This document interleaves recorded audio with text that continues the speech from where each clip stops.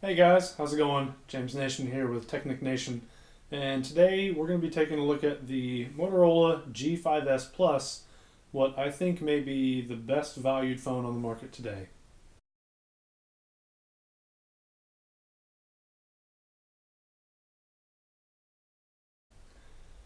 Alright, so real quick, let's talk about just high level features.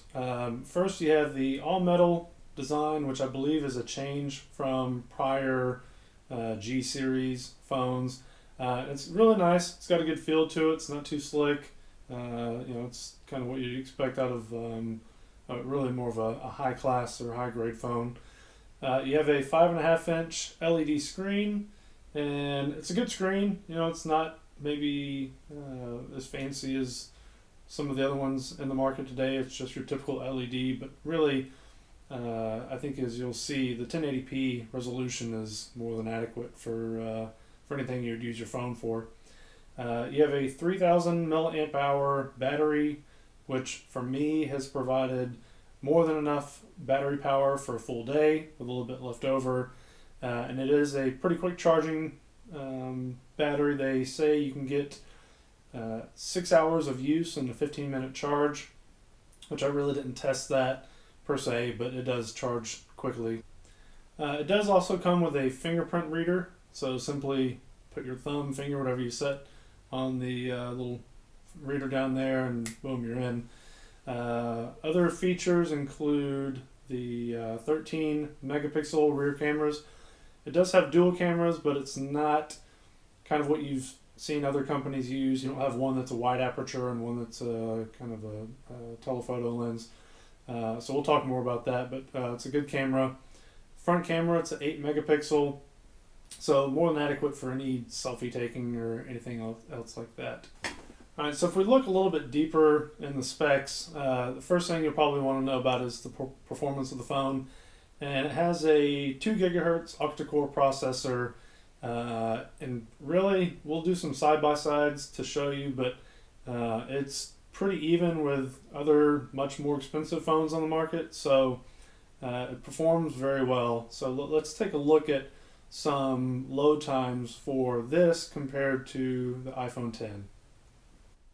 Okay, for the performance comparison, I thought while it might be kind of an unfair comparison, it would be fun to put the G5S Plus against the iPhone 10, and I think you'll be surprised at how well it holds up. So I'm just going to open a few apps to see how quickly each one handles that process. And as you can see, let me close this out. I have no apps running on the G5S Plus, and I have no apps running on the iPhone 10, so these are cold starts, so to speak.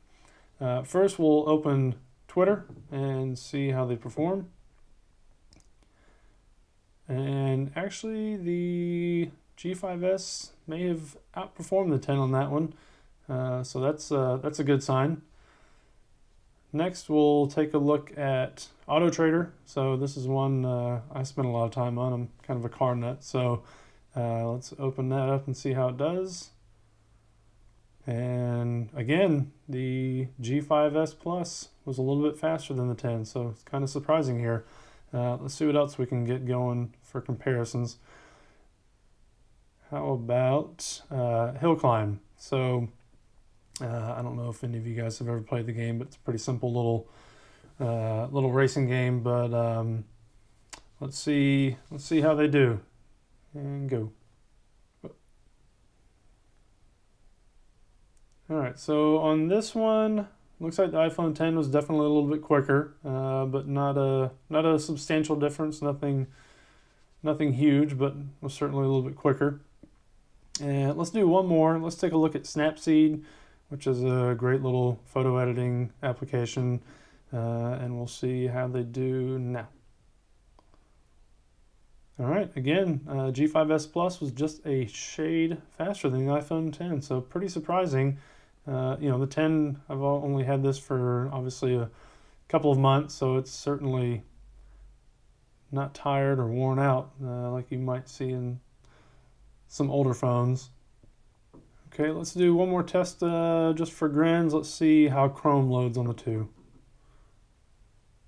That was close. I'm not really sure which one won, but either way, it's too close to call. So again, I would give credit to the G5S Plus for being as quick as it is.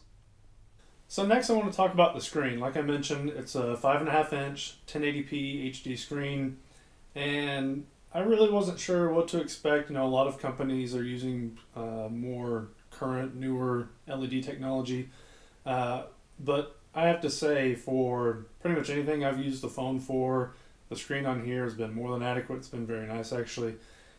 So I thought I would show you kind of some side-by-sides with the G5S Plus against the iPhone 10, and I'm not quite sure if this is going to come through as well as I want in the video. Hopefully it does, though, and you'll see that at the end of the day, the screen isn't that far off from phones that cost 3 or 4 times as much. So again, I'm not quite sure if this is going to come through in the video. Hopefully it will, but I thought the easiest way to do a comparison would be to play a sample video so you could see kind of the difference between it and the iPhone 10. And it's it's pretty minimal. There are certainly some things that the iPhone 10 does a little bit better, although I will give credit to the G5S that actually has a bigger viewing area in spite of the fact that the screen is technically smaller than the iPhone 10. So that's another plus for the G5S Plus. And, really, the difference is pretty minimal. I do have the brightness turned up for both of these, so should be getting kind of optimal viewing. But for a budget phone, I think this is more than adequate and probably a little better than I was expecting. Okay, so now we're going to talk about the camera. Obviously, the quality of the photos are very important for people. Cell phones have become really our primary source of photography these days. And I was really anxious to see how good the G5S was going to hold up. So I did some comparison shots between it and the iPhone 10, which we'll take a look at, and you'll see that there are times when it gets outshined by the iPhone 10. You really wouldn't expect it not to. But under the right conditions, the right lighting, etc., there's really, I think you'll find it almost hard to distinguish the difference between the two. I think for day-to-day shooting, the camera you get on here is much better than I was expecting, and it'll probably be maybe a little better than you're expecting as well. The first couple of pictures we'll look at were taken with high dynamic range, and in case you're wondering, this is not my car. But for the first one, it's hard to really pick a clear winner, but I would have to say I prefer the Motorola for the color and the sharpness. And with this next one, I think the iPhone did a slightly better job of actually handling both the upper and lower exposures, but again, it's kind of hard to pick a clear winner in my mind. Next, we'll look at portrait mode or depth effect. And on the first one, if you really dig into the details, I think you'll see that the iPhone performed better with regards to clean lines around the tire, and the overall depth effect is a little bit greater. So I would give the advantage to the iPhone on this one.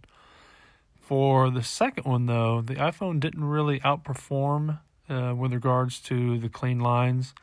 And I think the Motorola did a better job with the color temperature. So overall, I was really surprised at how well the G5S did. The next two shots are comparisons of the panoramic. And on the first one, the iPhone, to me, feels like a clear winner simply because of a little bit better color, sharpness, and just overall handling of the exposures. But on the second shot, you'll notice the iPhone seemed to change either the exposure or the color temperature halfway through the shot, which left me with grass that goes from like a dark green to a light green, when in reality that wasn't the case. So with that in mind, the G5S wins this one. Now, I thought this one would be an interesting comparison to see how each camera handled the shadows without the use of HDR. And the Motorola created a lighter, more balanced exposure, but I think the iPhone better captured how the scene actually looked, so I would have to give it the nod this time around. For this shot, I used the flash on each phone to see how well it would light up a dark room, and I think the G5S may have provided a little bit more light overall, but the iPhone is a little bit more balanced, so I would probably give it a slight nod on the use of the flash. And this last one was one where I really knew the Motorola didn't have much of a chance, but I was curious to see how much better the iPhone would handle low light. And the iPhone was the clear winner, with much more detail being captured. But the Motorola performed a little bit better than I expected it to, which I think just shows how great this little camera is. So that's my review for the Motorola G5S Plus. And like I mentioned, I think it's a top contender for best value phone on the market today. It retails for $279.99.